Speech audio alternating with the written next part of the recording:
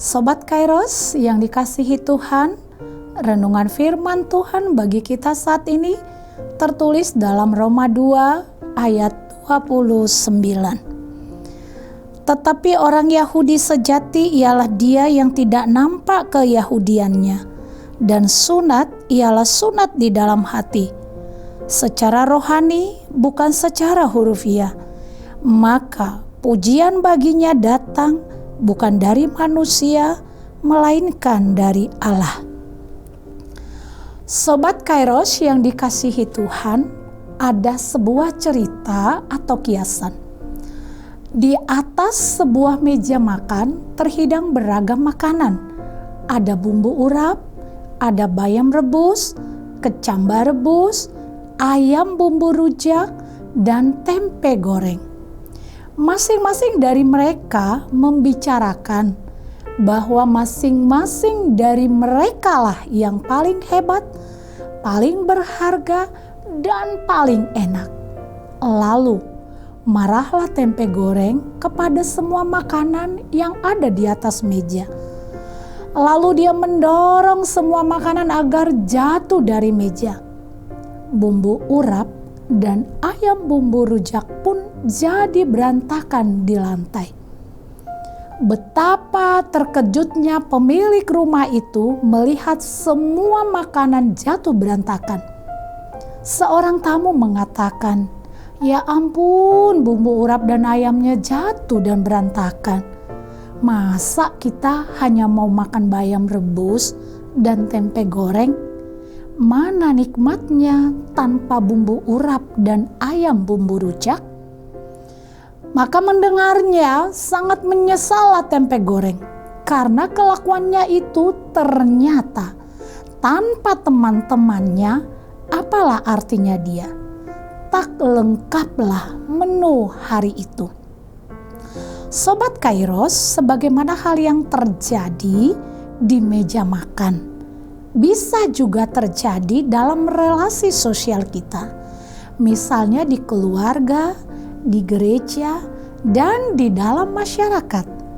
Tanpa kita sadar terbangun komunitas-komunitas tertentu dengan mengatakan bahwa komunitas kitalah yang terbaik dan komunitas lainnya sebagai yang kurang baik, bahkan salah.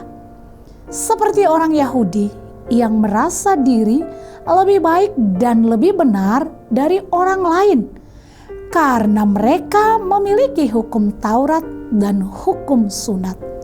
Mereka mengaku sebagai orang pilihan Tuhan dan yang lebih dekat dengan Tuhan. Sebagai keturunan Abraham, mereka merasa sangat istimewa dan selamat di dalam hukum Taurat dan sunat yang tidak dimiliki oleh orang lain. Di tengah situasi seperti itu, Paulus menjelaskan, tidak ada orang yang diselamatkan kecuali itu adalah mutlak karena anugerah berkat semata dari Allah. Bukan usaha manusia, bukan juga hukum Taurat, dan bukan juga sunat. Semua makhluk dikasihi oleh Allah dan semua berharga di matanya, baik orang Yahudi maupun non-Yahudi, sebagaimana tertulis dalam Galatia 3 ayat 28.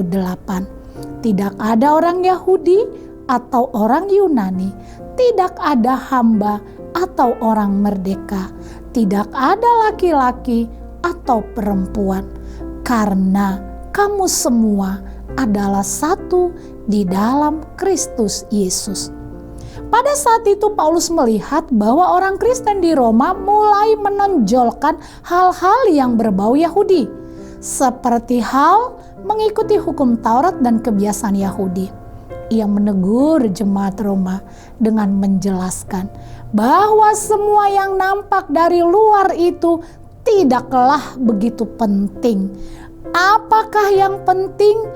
Itu adalah perbuatan dan sikap dalam hidup sehari-hari sebagai orang yang percaya kepada Tuhan. simbol-simbol seperti dalam Keyahudian. Apakah itu sunat dan Taurat bukanlah jalan keselamatan, tetapi iman dan kasih karunialah yang telah menyelamatkan.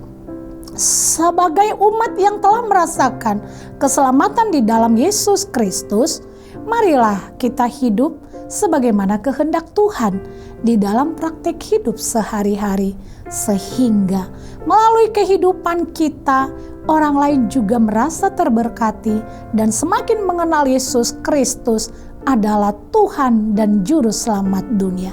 Tidak ada keselamatan di luar Kristus. Yohanes 4 ayat 16. Nyatakanlah kasih dan kebenaran Kristus dengan benar, sehingga kita dapat dipakai Tuhan untuk menuntun mereka yang belum percaya datang kepadanya.